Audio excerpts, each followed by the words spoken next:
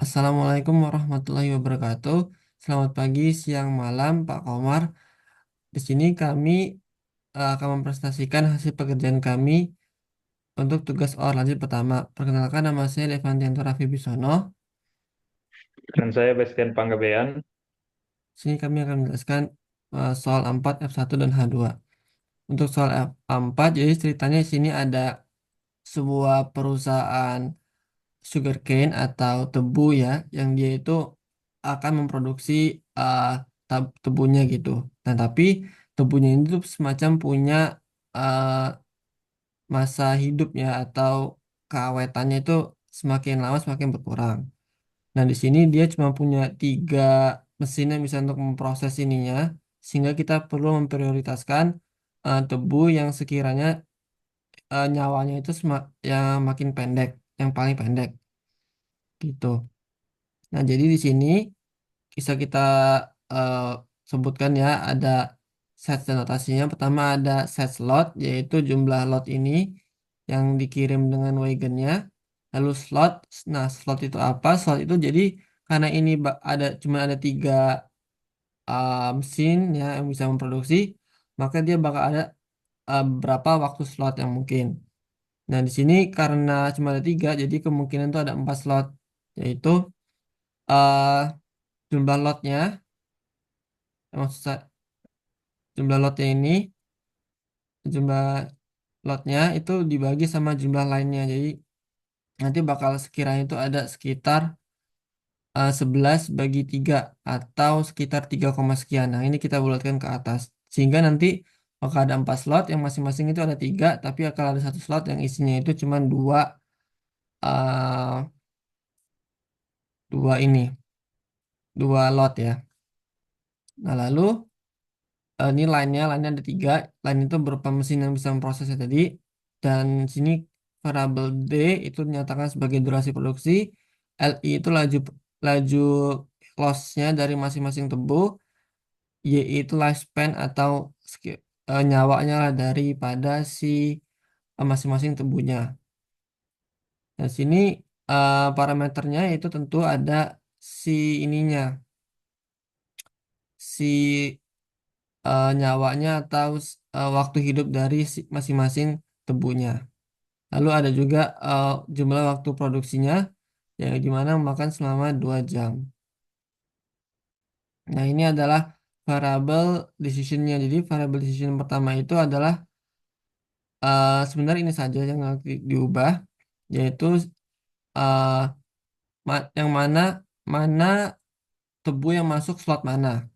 Jadi variabelnya dia berupa binary ya. Dan ini itu dia berupa lama waktunya dalam memproduksi.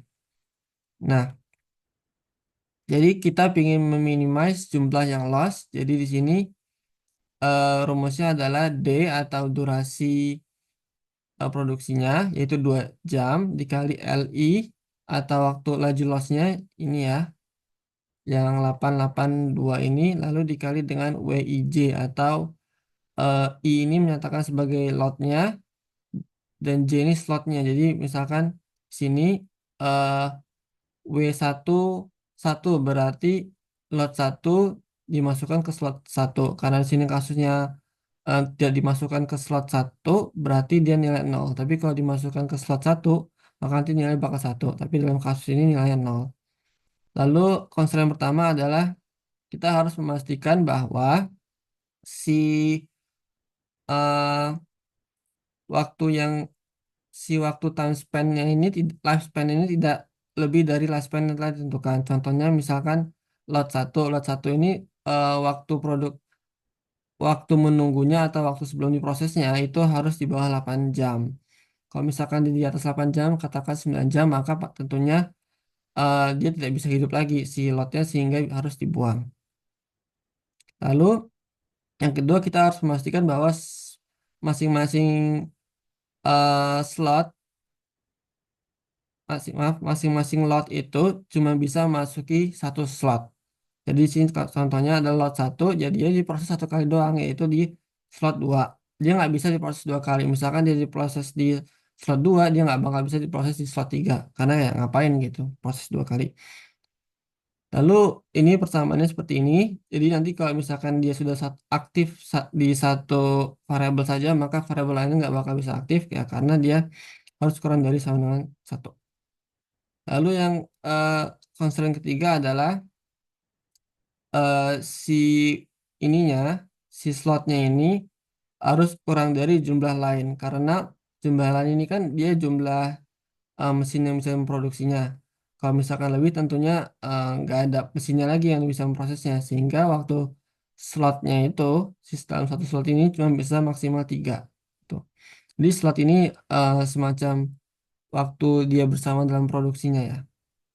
Nah, terus untuk variabel yang digunakan karena cuma si ini doang dan dia binary maka kita kasih constant ini. Dan hasilnya adalah demikian. Nah, sini adalah formulasi dari constraint ini dalam bentuk Excel-nya dan ini adalah formulasi dari constraint ini dalam bentuk Excel-nya. Yang begitu juga dengan yang ini. Dan ini kalau kita lihat semua sudah memenuhi constraint dan nilai optimum adalah 1602. Dan ini ternyata nilainya lebih kecil dari yang disebutkan di buku. Dan ini adalah pembagian dari masing-masing slotnya. Seperti itu. Nah, lanjut ke soal F1.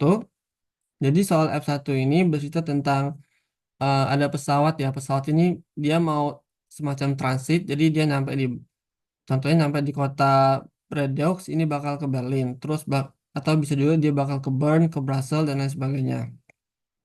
Nah, tapi di sini masalahnya dia cuma ada satu eh, pesawat yang sekiranya itu bisa netep doang di satu di satu airport. Jadi kalau misalkan si Bordeaux ini dia bakal pasti ke Berlin, dia bakal punya privilege untuk diam di situ dan pesawat-pesawat lainnya yang dari destinasi yang lainnya itu nggak boleh di situ. Contohnya si Marseille ini karena misalkan si Bordeaux ini sudah eh, siap ke Berlin maka dia nggak bisa semacam eh, nunggu di airportnya. Nah, sehingga dia perlu untuk eh, si airport ini perlu untuk mencari eh, pesawat mana yang sekiranya dia nggak bikin orang itu pindah-pindah tempat. Jadi si orangnya ini cukup diem doang di pesawat dan dia tinggal pergi gitu.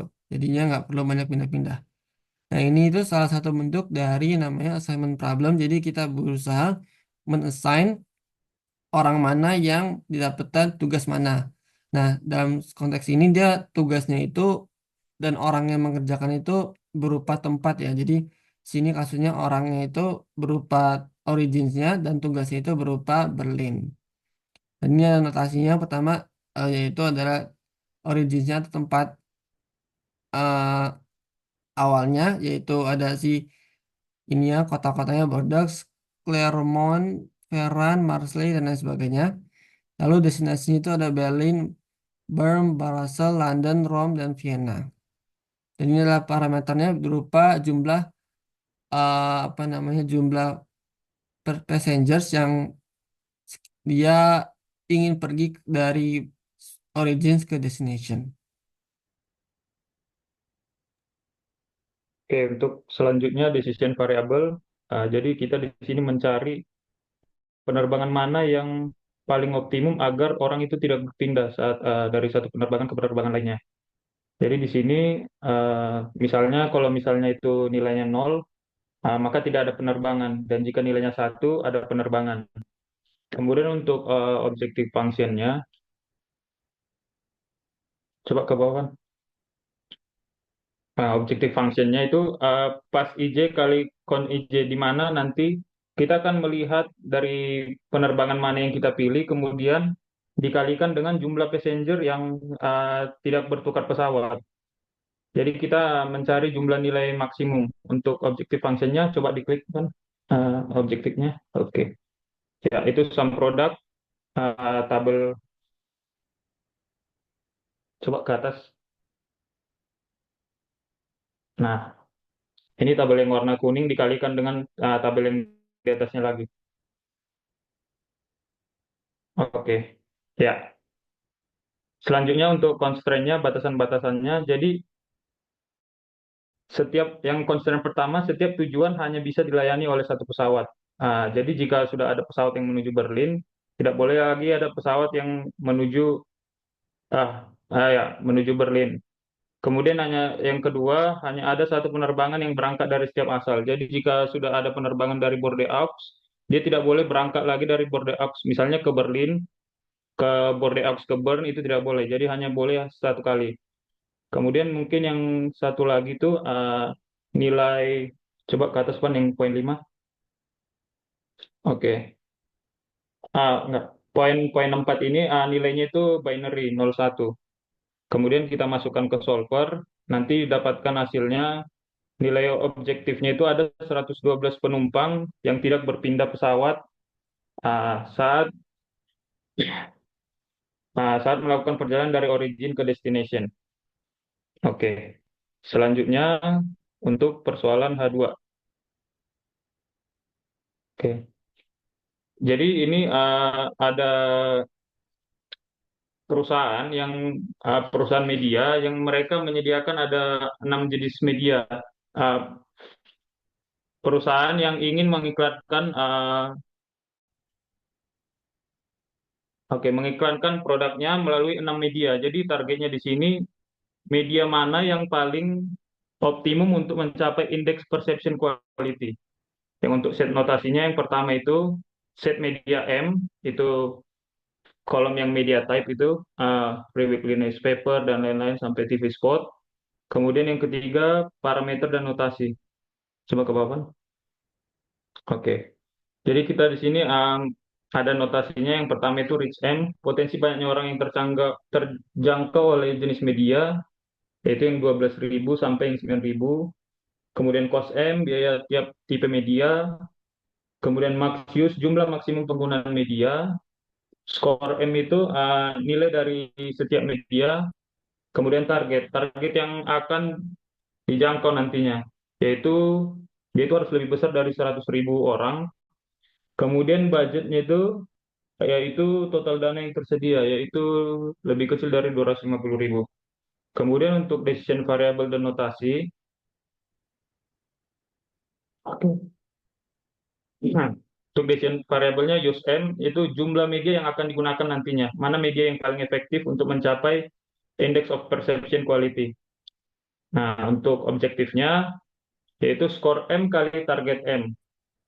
Coba diklik kan objektif yang hijau. Oke. Nah, itu tabel yang kuning dikalikan tabel yang di atas. Coba ke atas. Bang. Iya, yang skor perception quality score. Oke. Kemudian untuk constraint-constraintnya,